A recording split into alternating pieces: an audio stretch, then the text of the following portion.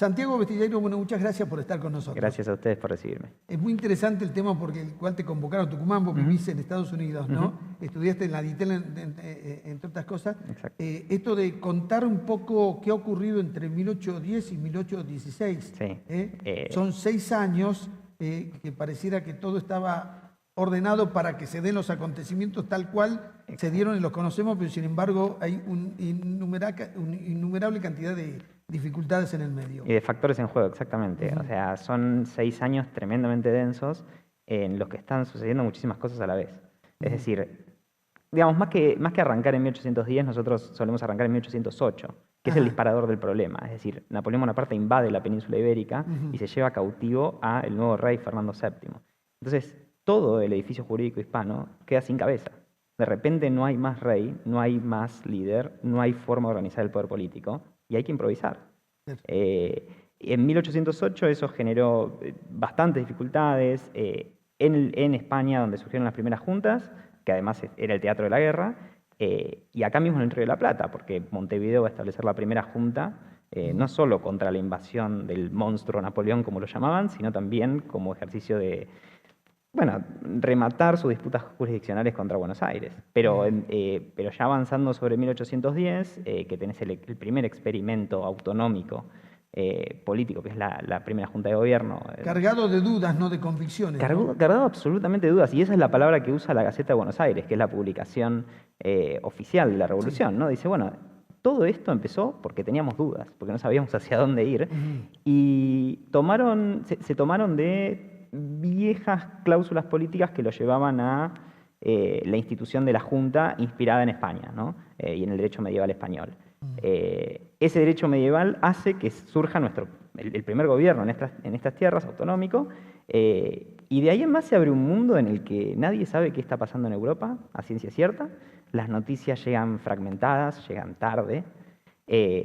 Se saben algunas cosas, pero se desconfía todo el tiempo de estas noticias, porque en los 2-3 meses de trayectoria atlántica todo eso puede haber cambiado, como de hecho sucedió. Claro, ahora nos cuesta en esto imaginar, Santiago, porque la comunicación y la tecnología abolió la distancia y el tiempo. Exacto, nosotros vivimos una revolución de información que para los actores de esa época era absolutamente inimaginable.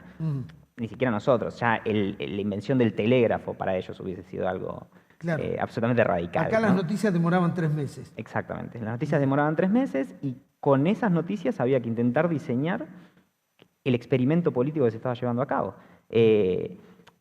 En 1813, por ejemplo, que es cuando la Asamblea dice, bueno, hagamos un intento de sancionar una independencia, ya de una vez por todas, porque el rey está preso, Napoleón controla toda Europa, empiezan a enterarse de que Napoleón no controlaba tanto Europa y que las guerrillas españolas están avanzando, que Rusia le presentó un problemón a Napoleón en el oriente de Europa y que todo parece estar reconfigurándose. Es decir, lo importante es, cuando empieza la revolución parece que Napoleón se está transformando en el dueño indiscutido del mundo, ¿no? Y era un genio, ¿no? Sí, o sea, una mente militar. O sea, era una mente militar tremendamente sofisticada no solo para el momento, quiero decir, a largo plazo yo creo que también, y que rediseñó la estructura política europea, basándose en el punto de partida de la Revolución Francesa, ¿no? Él era un militar de la Revolución Francesa, que la modificó absolutamente, porque se coronó rey a partir de una revolución que había degollado a un rey. Sí, en realidad peleaban contra la monarquía, él se suma a la pelea esa, pero cuando está en el poder no se quiso ir más, además cayó en el nepotismo de nombrar a los familiares. Bueno, y es lo que pasa en España, ¿no? Donde su hermano José es coronado José I, rey de España y de las Américas, de donde nunca tiene control real, ¿no? De las Américas. De la península sí tiene cierto control. Claro, y con esa incertidumbre había que construir. Ahora, ¿había una conciencia generalizada de ser independientes o estaban cómodos siendo colonia de España? Es la gran pregunta. Se estaba empezando a formar una conciencia de que la salida independentista podía ser buena. En especial, como te decía, teniendo en cuenta el contexto, si el rey estaba preso, si Napoleón controlaba Europa y ese Napoleón era inaceptable para nosotros como gobierno, la única opción que quedaba era hacer un gobierno independiente, era un callejón sin salida, no era iniciar un experimento simplemente por motu propio, sino porque el contexto llevaba a eso, ¿no? Pero no tenían manual de instrucciones. De ninguna manera, ni guión. O sea, esa es la discusión general en historia muchas veces, ¿no? O sea, que se cree que los así llamados próceres, ¿no? Que están encumbrados en el panteón de héroes, nacen con una vocación de llegar a cierto punto de independizar estas tierras, etc. No, eso fue más lo que se les fue presentando en el camino. Claro.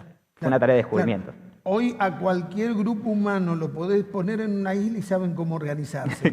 Ya tienen un manual de instrucciones, ya saben lo que es división de poderes. Exacto. En ese momento no, en ese momento se había caído todo. La división de poderes está recién entrando en las nociones políticas, en el lenguaje político de la época, pero es todo inventiva. Claro. Es todo inventiva. Los intentos de 1813, ¿no? Que yo creo que es el momento más radical de la revolución y que parece que todo desencadena en una independencia, se tiene que frenar porque de repente volvió Fernando VII, ¿no? Y ahora, bueno, ¿cuál es la opción? Negociar con Fernando VII en términos que ya habían pasado cierto umbral, es decir, habíamos empezado a descubrir ciertas libertades que nos gustaban, que no teníamos en el viejo aparato jurídico de España, y que de volver al seno de la corona le íbamos a reclamar a Fernando. Entonces esos iban a ser los términos de las negociaciones en 1813, 1814. Sí. Hay algo también interesante, ¿no? La distancia entre la corona y el desconocimiento a veces de la realidad. Había veces que mandaban orden, por eso se decía se acata pero no se cumple. Exacto. Ese es el moto de la... Sí, que también eso, hispana, ¿no? me parece que eso se trasladó a la cultura latinoamericana y hoy tenemos un cierto menosprecio por las normas. A veces siempre parecería... las vemos injustas y que benefician a un cierto sector, ¿no? A veces parecería ser que sí, que no, le encontramos el gustito a esas cosas. No es el gusto de esas cosas, ¿viste? Me decía una vuelta un historiador, ¿sabés por qué cuando vos encontrás algo en la calle te quedás con él? Por el descubrimiento de América, porque creen que lo que vos descubrís es tuyo y en realidad ya tiene dueño, ¿no? Bueno, entonces todo este proceso siguió en marcha, pero finalmente logramos en 1816 declarar la independencia.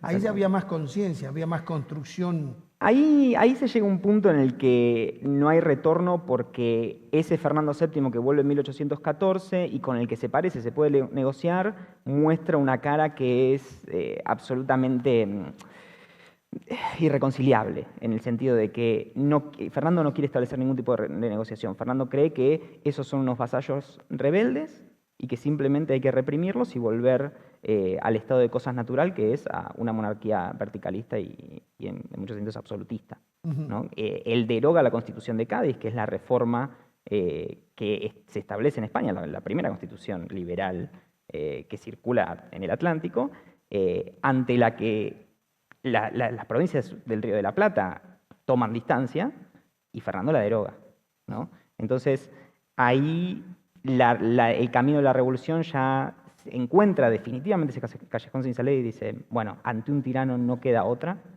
que declarar la independencia. Eso es lo que le sugiere San Martín en una famosísima carta a Godoy Cruz, que ya estaban sesionando acá en Tucumán, y le decía, ¿hasta cuándo estamos esperando a declarar la independencia? Claro. ¿No? O sea, parecemos rebeldes que le estamos haciendo guerra a nuestro soberano. Una vez que nos declaremos independientes, ahí va a ser una guerra entre dos países. Y ahí cambia absolutamente el contexto. San Martín, recordemos que era uno de los que apuraba que se declare la independencia para poder comenzar el proceso libertario en toda Latinoamérica. Yo decía, Santiago, en programas anteriores que en Tucumán tenemos poca gratitud con la historia y con algunos héroes. Acá se hizo la batalla de Tucumán, que fue señera, para darle un acabose a Tristán y decirle, a ver, retrocedan. Porque la orden de Buenos Aires era que se repliegue hasta Córdoba y abandone esta parte del país, ¿no? Sí, y además esas discusiones siempre nos sirven mucho a los historiadores porque hacen notar que la historia podía tomar varios caminos, ¿no? Es decir, ¿qué pasaba si se replegaba Córdoba? ¿Iba a cambiar la forma de lo que hoy conocemos como Argentina? No lo sabemos, ¿no? Entonces, ponernos a pensar en cómo esos héroes, después los historiadores muchas veces discutimos si ese nombre es acorde o no a lo que queremos decir, porque nuestro fin último es humanizar, ¿no? Ponerle carne y hueso a esas personas. No sé si fueron, por lo menos tuvieron una valentía. Ah, absolutamente. Sobre todo teniendo en cuenta que era abogado, imaginar, ¿no? lo que ponían en juego, ¿no? Totalmente, porque, a ver, Tristán tenía el doble de tropas de la que tenían de pronto acá en Tucumán, y acá eran más bien pobladores, no era un ejército profesional. Exacto. No solo el doble de tropas, el doble de experiencia, ¿no? Hay que tener en cuenta que Belgrano era un abogado que había estado a cargo del Consulado de Comercio de Buenos Aires. Sí. Y no mucho más. Digo, su experiencia militar era de nuevo, de improvisación, ¿no? Que creo que es la palabra que define a todo este proceso. Pero es gente práctica y además, bueno, sin ningún lugar a dudas, sin ningún lugar a dudas, tenían ¿no? una gran capacidad para imaginar escenarios y así lo hicieron, ¿no? Exacto. Por eso le tienden una trampa a Tristán, él no sabía dónde los iba a encontrar. Exacto. Y bueno, así, de eso se hace la historia, de estos actos, de estas mentalidades, ¿no? Absolutamente, ¿no? Y esos años nos encuentran con varias experiencias de este tipo, ¿no? O sea, de personas que, bueno, San Martín tenía mucha más experiencia militar, ¿no? Él había combatido en el proceso con el que empezamos a hablar, ¿no? En España contra Era un Napoleón. Profesional de los fierros. Era un profesional de los fierros, exactamente. Pero personajes como Belgrano no. Claro. O sea, tenían otro tipo de experiencia y la aplicó. Digamos, bueno, ahí Belgrano siempre está en discusión. El último libro de Tulio Alperindongui, El enigma Belgrano, dice, bueno, Belgrano es un héroe que al mismo tiempo hay que seguir discutiendo, porque es un héroe que pierde batallas clave, ¿no? que sirvieron para redefinir el espacio rioplatense, pero al mismo tiempo, como decís vos, yo creo que hay una cuota de valentía valorable en decir paso a las armas. Me acabas de dar pie para hacerte una pregunta, porque esto nos ocurre a nosotros los argentinos, que siempre a estos hombres valerosos queremos hacer valer más los defectos que las virtudes. Uno cuando va a Francia y ve el Arco del Triunfo, y va y ve de pronto la tumba donde está Napoleón, uno dice, qué gran tipo fue, lo mataron en Waterloo y ¿sabés qué? Lo sacaron del poder y lo mandaron a una isla. En el medio de la nada. En el medio de la nada. Y uno dice, pero entonces ¿por qué le hicieron un monumento? Por las virtudes, porque él cuando estuvo en el gobierno hablaba de igualdad, puso el liceo, o sea, la primaria y la secundaria, porque dijo para que Francia sea un gran país hay que distribuir conocimiento. Bueno, todas esas cosas que después nos llegan a Latinoamérica. Claro. Esas ideas. A ver, vos estás en Estados Unidos. Cuando yo fui y vi en Washington de pronto el memorial de Lincoln, también dije, él abolió la esclavitud, tenía esclavos su familia. No, ya. Entonces, esto es lo que te quiero decir. Hay que ir siempre por las virtudes porque son seres humanos. Sí, exacto, y hay que encontrar la carne y el hueso, ¿no? En esas discusiones. Hay que saber siempre encontrar esos matices. Por ejemplo, bueno, gente que, Lincoln es un caso, pero podemos ir a Jefferson, que dice que es claro y evidente en la Declaración de Independencia de los Estados Unidos que los hombres nacen libres e iguales, y era uno de los máximos esclavistas de esos territorios, ¿no? Entonces, encontrar esos matices siempre es importante, porque si no parecería que la historia es un proceso de transformación a los tumbos. Y la historia es gradual en muchos sentidos. Hay momentos que parece que la historia se acelera, pero en muchos casos, y en la mayoría de los casos diría, bueno, todos son procesos muy paulatinos, ¿no? No hay tantas transformaciones radicales, pero cuando las hay, los historiadores estamos interesadísimos, ¿no? No, pero además, ustedes como historiadores, para ustedes es interesante que la gente reconozca la valentía, el rol que jugaron hombres señeros, y que se los reconozca para que guíen un poco la idea sobre cómo ocurrieron las cosas y cuál es la herencia que nosotros recibimos. Claro, ahí, bueno, eso es lo que normalmente se llama los usos políticos de la historia, ¿no? Que es otra vertiente. Es decir, bueno, al mismo tiempo que eso podríamos decir es materia de estudio en las escuelas, ¿no? O sea, todos hemos pasado por un proceso de aprendizaje en escuela de lo que es la historia, llamémosla argentina, yo prefiero llamarla rioplatense porque en el momento fue algo más grande, versus... Bueno, ahí tenés personajes que los políticos terminan utilizando en su favor para decir, véanme a mí como el reflejo de lo que fue esta persona que tiene estos atributos de valentía, etcétera, etcétera, ¿no? Sí. Y muchos políticos, bueno, yo diría todos los políticos terminan utilizando a favor, de alguna manera u otra, de manera más inteligente o menos inteligente, lo que el sentido común y la gente suele pensar de esas figuras. Lo que yo creo que ninguna sociedad puede vivir sin hombres que sean el reflejo de lo que son sus herencias, o sea, que tengan este nombre de prócer o como uno lo quiera llamar, ¿no? Sí, hay capacidades de liderazgo que obviamente uno tiene que comprender, ¿no? Porque realmente las había. Quiero decir, hay momentos clave en las que ciertas figuras han tomado decisiones que, bueno, sin dudas han abierto camino en lo que fue después la deriva histórica del país, ¿no? O sea, grandes discusiones sobre, bueno, San Martín tiene que volver a Buenos Aires para ponerse como líder del gobierno, pero decide no hacerlo, seguir con la campaña y después morir en Francia, ¿no? Hay una serie de decisiones que esos hombres y mujeres toman Y que, de nuevo, la tarea del historiador, la sociedad los valora, y está muy bien que lo haga, de cierta manera. La política, de nuevo, toma parte de eso, Sí. no inocentemente, y la tarea del historiador es decir, bueno, entendamos, al fin y al cabo, cuáles fueron las motivaciones de esta gente para hacer lo que hizo, ¿no? Es un poco salirse del bronce para tratar de entender los por qué, ¿no? Claro. Para terminar, Santiago, esta discusión sobre unitarios y federales pareciera que permanece en eterna. Argentina. Parecía que fue la primera grieta, Sí. que nos cuesta salir de esos esquemas de pensamiento. Sí, la discusión del federalismo es muy larga en la Argentina, te diría, es casi que original, ¿no? Uno podría decir, bueno, el artiguismo y las famosas instrucciones de 1813 son el punto de partida de un debate sobre, bueno, cómo nos vamos a organizar y cuáles van a ser los atributos de las soberanías subnacionales. Versus una Buenos Aires que por momentos pareció querer tomar el control de todo durante el unitarismo y por momentos, como dice Marcela Ternavasio, descubrió que le convenía no tomar el control de todo, sino tomar el control de su puerto. El puerto, ¿No? claro. Esa discusión que hoy llamamos federalismo fiscal, coparticipación, yo creo que nos sigue acompañando porque la relación de Buenos Aires con el resto del país sigue siendo muy complicada. El caso argentino es... Los argentinos exageramos a veces nuestra peculiaridad, pero en este caso creo que es bastante particular. Junto con Uruguay hay muchísima concentración en la capital, ¿no? En términos de bienes y servicios y desde ya distribución demográfica.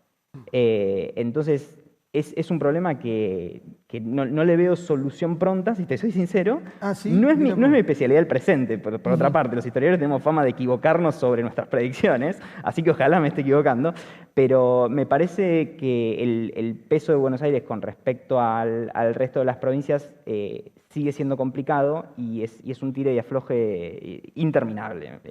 Ahora estamos en cuando uno observa cómo se distribuyen, por ejemplo, los subsidios a las tarifas energéticas o los subsidios al transporte, Claro. el nivel de concentración que hay en Buenos Aires. Tiene una lógica política. Ni hablar. Ahí vive el 40% del electorado. Y no los querés hacer enojar. Y claro, y no los querés hacer. Y por otra parte, los porteños responderían, no me voy a hacer cargo de todo. Bueno, Buenos Aires al mismo tiempo es la gran perjudicada en la coparticipación, ¿no? Es la provincia que más ingresos le genera al país y al mismo tiempo es la que más termina distribuyendo entre el resto de las provincias. O sea, esa discusión creo que es inherente a cómo está formado el país de por sí y es tan estructural que por eso digo, o no va a ser inmediata su solución o vamos a tener que darnos demasiados debates a muy largo plazo para poder hacerlo. Bien, entonces parte de nuestra identidad, Santiago. Absolutamente. Muchas gracias A vos. por la visita. Los que quieran volver a ver la entrevista, los que la quieran recomendar, puntodepartidatv.com o CCC Go.